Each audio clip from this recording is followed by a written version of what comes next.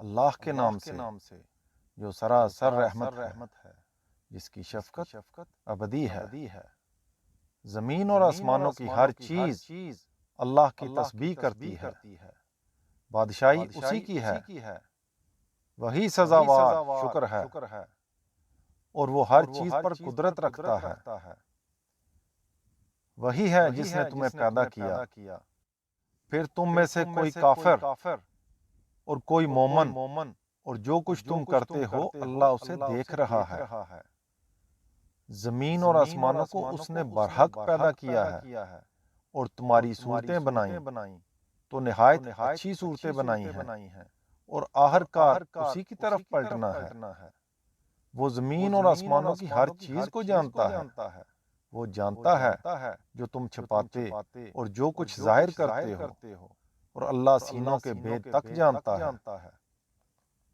تمہیں ان لوگوں کے حالات نہیں پہنچے جنہوں نے اس سے پہلے ان حقائق کا انکار کیا، تو اپنے کیے کا وبال اسی دنیا میں چکھ لیا، اور آگے ان کے لیے ایک دردناک عذاب ہے۔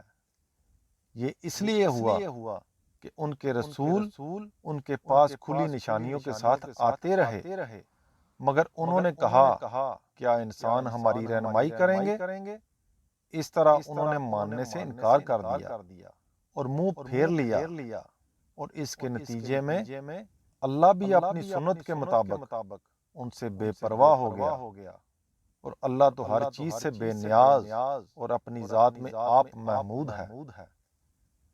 تمہارے ان منکروں نے بھی بڑے دعوے سے کہا ہے کہ وہ مرنے کے بعد ہرگز نہ اٹھائے جائیں گے۔ ان سے کہو کیوں نہیں، میرے پروردگار کی قسم تم ضرور اٹھائے جاؤ گے، پھر تمہیں ضرور بتایا جائے گا جو کچھ تم نے دنیا میں کیا، اور یہ اللہ کے لیے بہت آسان ہے۔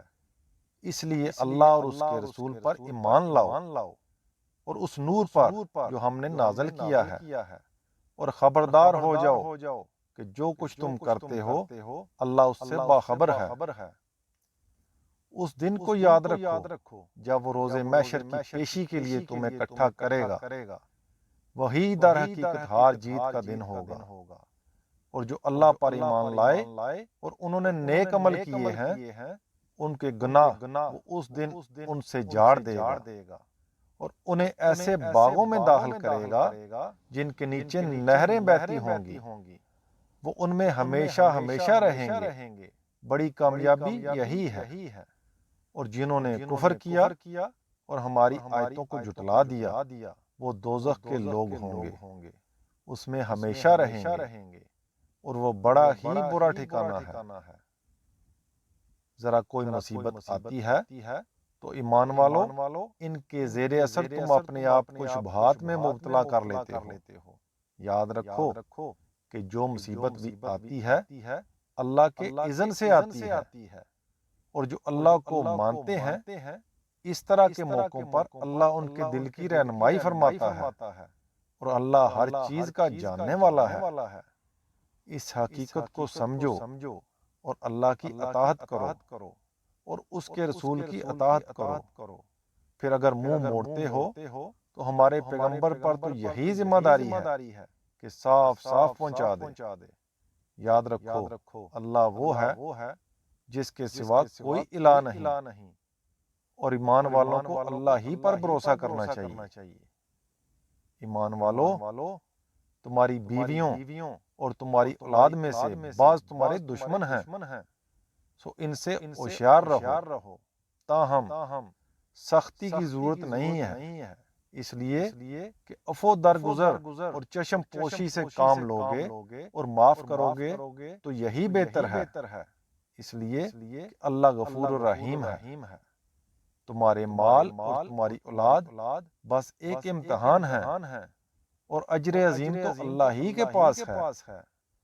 سو جہاں تک ہو سکے اللہ سے ڈرتے رہو، اور سنو اور اطاعت کرو، اور اپنی بھلائی کے لیے خرچ کرو، اور یاد رکھو کہ جو دل کی تنگی سے محفوظ رہے وہی فلاح پانے والے ہوں گے۔